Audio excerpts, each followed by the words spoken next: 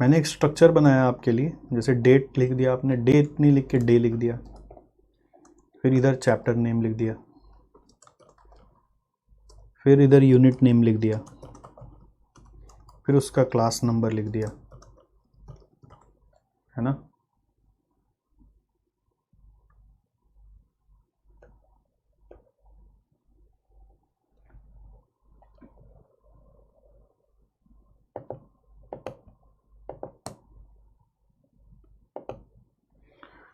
I hope अब दिख रहा है आपको। फिर आपने लिख दिया कि इस क्लास में मैंने जो क्लास में पढ़ाया ना, वो एक पॉइंट वाइज डिस्कशन किया है, पॉइंट्स क्या क्या सर ने टीच किया, ठीक है। फिर इस क्लास में जो क्वेश्चंस कराए उसका क्वेश्चन नंबर्स क्या क्या है। फिर इस क्लास में जो एबीसी एनालिसिस वाले क्वेश्चंस हैं उसमें से ए कैटेगरी क्वेश्चंस कितने हैं, कैटेगरी बी क्वेश्चंस कितने हैं, और एक कैटेगरी सी क्वेश्चंस कितने हैं। अब जैसे फॉर एग्जांपल आज का ही बात करें, एक एग्जांपल के लिए, आज कौन सा डे है ये तो अब शुरू से देखना पड़ेगा ना आपको।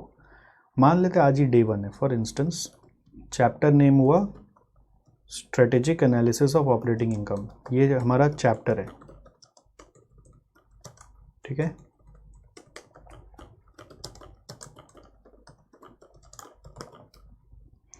सी सब चीज़ स्ट्रेटेजिक हो गया लाइफ में। आपको ये चीज़ अभी हो सकता है, देखिए जिनका जस्ट 1 महीना बाद एग्ज़ाम है उनको पेनफुल लगेगा, उनके लिए रेकमेंडेड नहीं है, आप चलाओ। बट जिनका 2 साल बाद एग्ज़ाम है ना, बच्चों को फियर होता है हम याद कर पाएगा, हम रिकॉल कर पाएगा, तो ये सब रिसोर्स आप बनाने लग जाओ, आपका बहुत काम होगा। हर सब्जेक्ट में बनाओ, ये एक सब्जेक्ट में नहीं, हर सब्जेक्ट में। Activity based cost management is the unit name, ठीक है। Class number is 2, today's class number is 2, right. So points आज सर ने क्या क्या पढ़ाया, पॉइंट्स सर ने आज क्या क्या पढ़ाया उसको पकड़ो। पॉइंट्स आज सर ने क्या क्या पढ़ाया, आज मैं जब क्लास स्टार्ट किया आपका, तो क्लास का मैथ का point number 9, 10,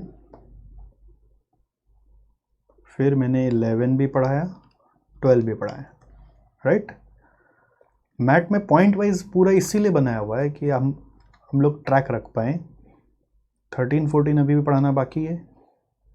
question number sir ने कौन कौन सा कराया, ठीक है। 3 का पार्ट सी कराया, क्वेश्चन 4 कराया, 5 कराया, 6 कराया, 4, 5, 6 ही तो कराया। इस तरह से आपको बनाना है 4, 5, 6, बहुत ज़्यादा एफर्ट नहीं है। क्लास ख़त्म हुआ उसके बाद बैठ के बस खट करके टाइप कर देंगे, और अब कैटेगरी ए बी सी आपको जो लगता है वो कर लो। जैसे मेरे हिसाब से क्वेश्चन नंबर 6 को बी कैटेगरी में डाल देंगे, 5 नंबर को भी बी कैटेगरी में डालेंगे। बहुत इजी क्वेश्चन तो कुछ नहीं था, जैसे क्या ना 5 में थ्योरी होने के कारण वो बी कैटेगरी, जब बहुत ज़्यादा सम्स आपको सी कैटेगरी में नहीं मिलेगा क्लास में जब हम लोग पढ़ते हैं। सी क्या होता है ना, धीरे धीरे हो जाता है वो, आप अपने से बी को सी में शिफ्ट कर सकते हो जब आपको श्योर है कि वो चीज़ आपको याद हो गया है। तो मेरे क्लास में तो सब आपको मोटा मोटी ए या बी कैटेगरी मिलेगा। जैसे मेलोडी वाला क्वेश्चन आप 4 नंबर ए में डाल दो, वो नहीं पढ़ा हो तो उस स्टाइल में नहीं लिख पाओगे। बाकी 5 और 6 को आप बी में डाल दो। सी बहुत कम मिलेगा क्लास में, बट सी आप ग्रेजुअली जिसमें कंफर्टेबल हो गए, आपको लगता है उसमें कोई रिवीजन का मेरे को ज़रूरत नहीं है, मैं समझ गया, वो आप सी में डाल दो, ठीक है। क्लास में ए बी कैटेगरी का ही सम्स मिलेगा आपको। तो उस तरह से तो सर हम लोग कुछ छोड़ नहीं सकते, ऐसा नहीं है। मैं बोला ना, जिसे से रिवीजन हो गया, कंफर्ट हो गया, क्वेश्चन को उठा के आपको अपना ये सेल्फ एनालिसिस से एबीसी करते रहना है। इस तरह से क्या होगा कि जब आप सेल्फ स्टडी करोगे तो you know where to focus, where to find the right thing which I need.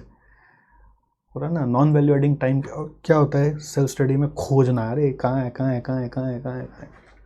तो ये मास्टर शीट है and you are always on it, आपका टाइम प्रोडक्टिव हो जाएगा। ट्राई करके देखिए, ठीक है।